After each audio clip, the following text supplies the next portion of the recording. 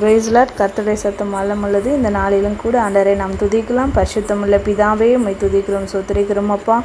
இயேசு கிறிஸ்துவின் நாமத்தில் இந்த நாளிலும் கூட அன்றே எங்களோட பேசும். ஆமீன்.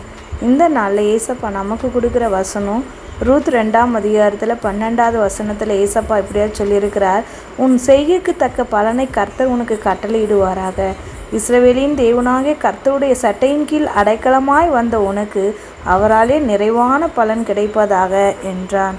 பாருங்க, ஏசப்பா உன் செய்கைக்கு தக்க பலனை கர்த்தர் உனக்கு கட்டளையிடுவாராக.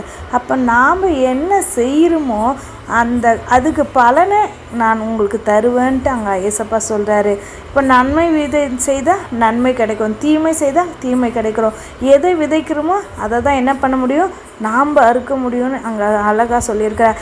உன் செய்கைக்கு தக்க பலனை, நம்ம என்ன செய்கிறோன்றதை கொஞ்சம் நிதானிங்க.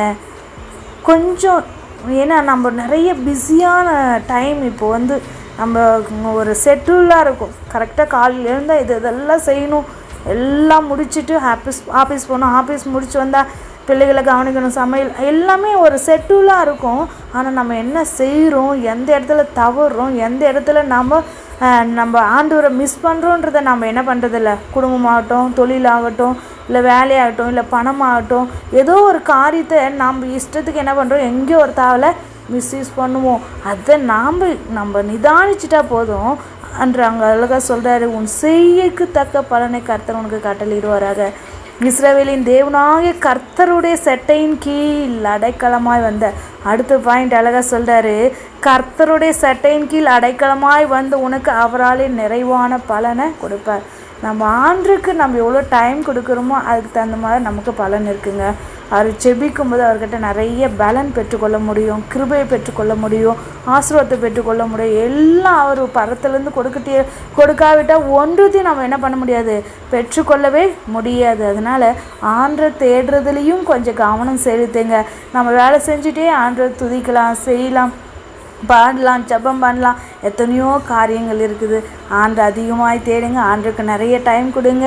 ஆண்டு நிறைவான பலனை இந்த மாதத்தில் உங்களுக்கு கட்டளையிடுவார். கர்த்தர் உங்களை ஆசீர்வதிக்க விரும்புகிறார். ஜெபமெல்லாம். பரிசுத்தமுள்ள பிதாவே, இயேசு கிறிஸ்துவின் நாமத்திலப்பா, ரூத் 2ஆம் அதிகாரம் 12வது வசனத்தில் நீங்கள் சொன்ன வாக்குத்தத்தத்தின்படி, வார்த்தைகளின்படி, அதில் இருக்கிற ஆசீர்வாதங்கள் எங்கள் குடும்பங்கள் மேலே, ஒவ்வொருவர் மேலே கடந்து வரும்படியாக இயேசுவின் நாமத்தில் ஜெபிக்கிறப்பா. யாரெல்லாம் கேட்டுட்டு இருக்கிறாங்க அவங்க மேலே பரிசுத்த ஆவியான இந்த வசனத்தில் இருக்கிற ஆசீர்வாதத்தை கட்டவிழ்க்க முடியாது நான் ஜெபிக்கிறேன். இயேசுவின் நாமத்தில் பிதாவே, ஆமென்.